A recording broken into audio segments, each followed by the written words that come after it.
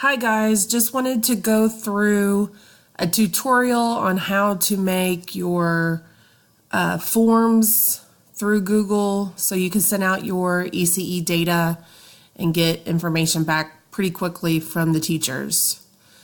So to start off, you need to open up your browser, your Chrome browser to Google.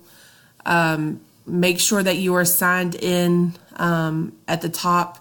You should see that it has your JCPS email address there so that you're using that account.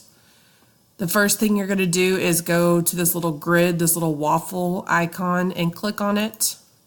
And I always go to my drive first.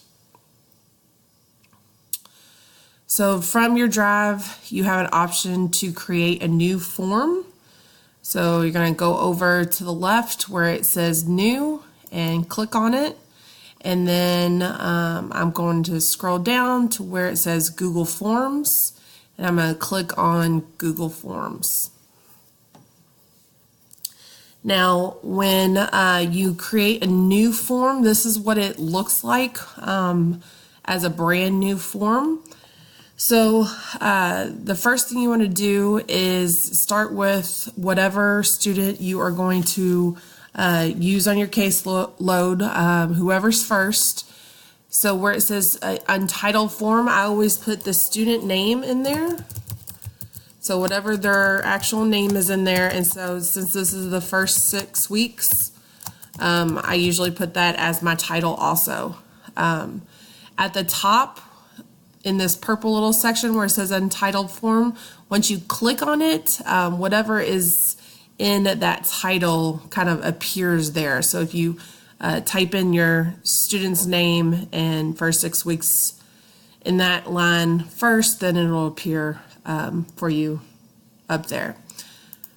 Under form description, I always put teacher of record, and I put my name.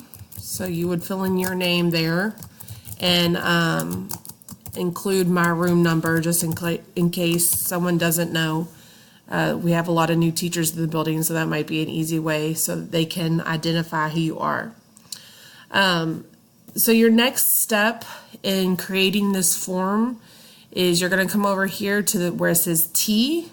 You're going to add a title or description, and you'll notice that I've got a new block that showed up.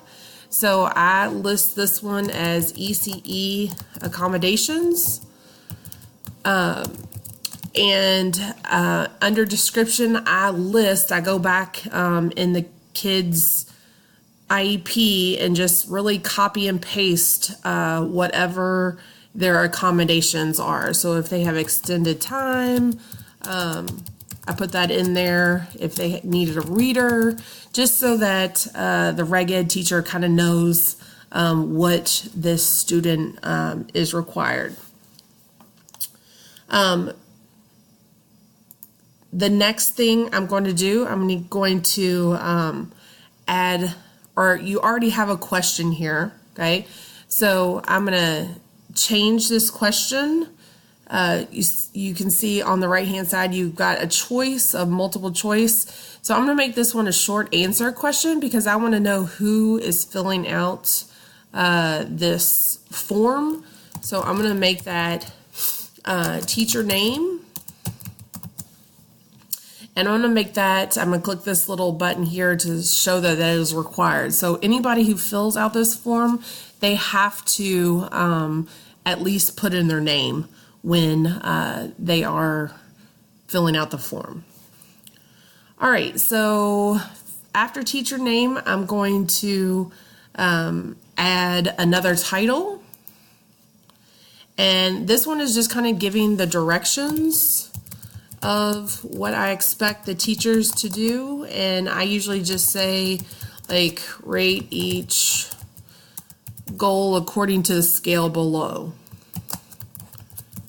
Oops. Okay, and in the description, I'm going to give what my scale is. So a 0 is going to be never. A 1 is going to be, going to be seldom, 2 equals sometimes, and I include with prompt, 3 sometimes, and then without prompt, 4, I make that most times, and then 5 is always. So that gives the teachers a scale that they can follow when they are filling out this information. So once you have your scale, now it's time to kind of add the goals to your form. So we are going to add another title, and again, it pops up right below, and I'm going to title this goal number 1, okay? And in the description, I'm going to fill in what the kid's goal is. So again, I can just copy and paste that from his IEP. Saves me a lot of typing.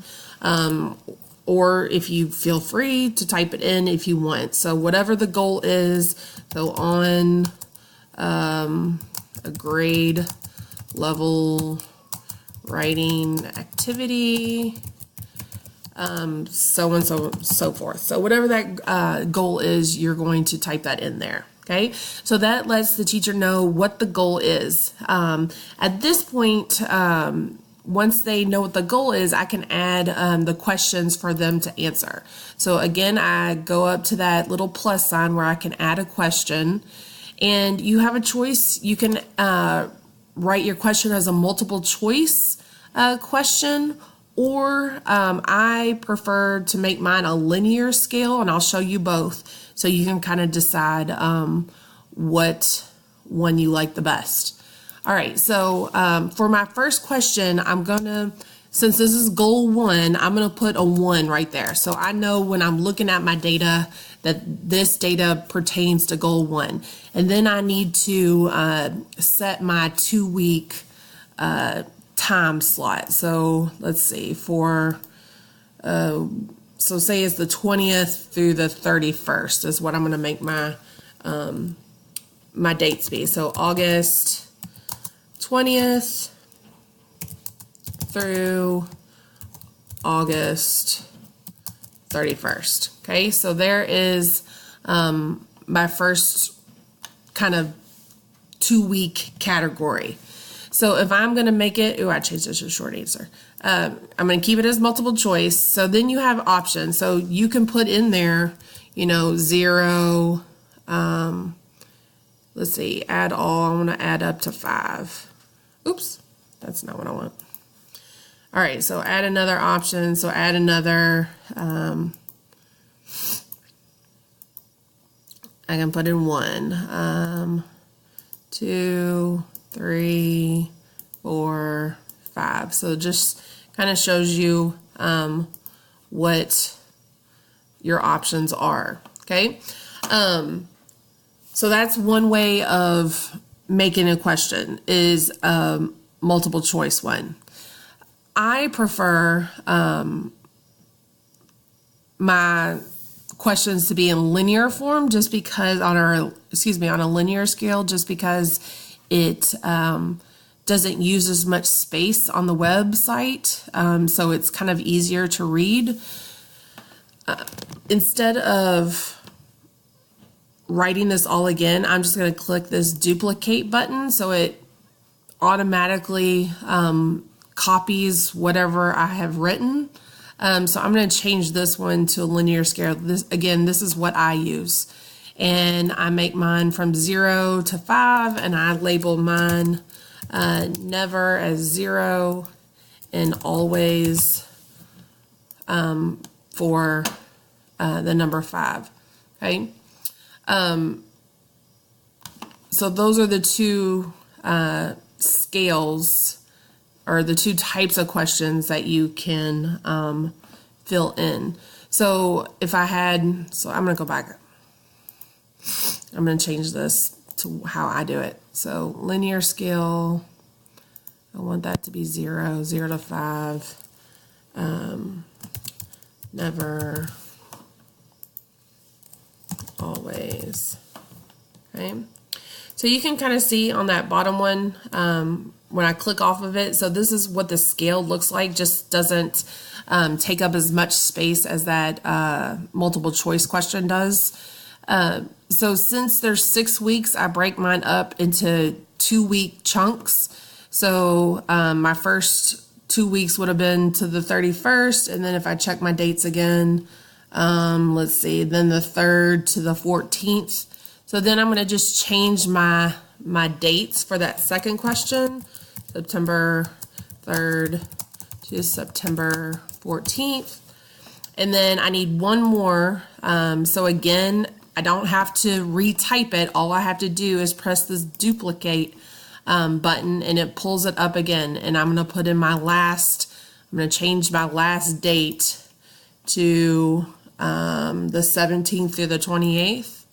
So I'm going to change that, 17th to the 28th, okay? So that would be all for goal 1. So my first 2 weeks, second 2 weeks, third 2 weeks for goal 1. If the kid has another goal, okay, if he has a second goal, all I have to do again is go back to title, okay, put it in. So now I've got goal 2. And again, I'm going to fill in whatever his IEP goal is under the description, okay?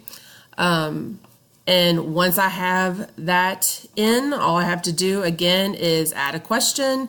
It pops up right underneath, and I'm going to make it a linear scale and just change that information. Again, I'm keeping it kind of following the same outline. But on this one, okay, and I just copy and paste it. It's easy for me. So I put it in there, but instead of having the 1 there, now I want to show that this is goal 2, okay? So I would go through and put my, make sure I have all my 6 weeks there, okay? The last thing that I add, so say I have all of my goals all written out, I'm ready to go. The last thing I add is a teacher comment option. So sometimes teachers want to tell you like how a kid is doing. So I make it a paragraph one, so it gives them some space that they can write in. And again, I don't make that one required. So once you have all of your goals all typed in and ready to go, you can kind of check to see what it looks like. This little eyeball here gives you a preview of what the kind of like the live version of that form will look like. So again, that's what the form will look like. Anything with a little star lets you know that that is a required question.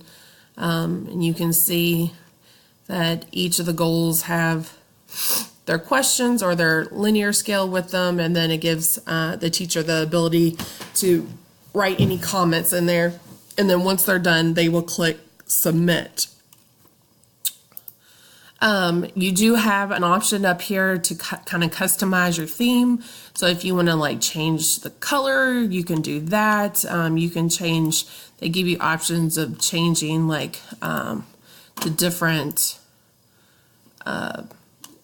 different images. If you want to make it pretty, it's really kind of up to you how you want your form to look. Okay, so once I'm done kind of changing the form, then I need to create my spreadsheet for my data. Okay, so at the top you see where it says responses. I'm going to click on responses, and it has this little green box. So I'm going to create a spreadsheet for this form. So if I click on it, it says create a new spreadsheet, and it names whatever the title was for that form. It's going to name it for me. So I'm going to click create. And once I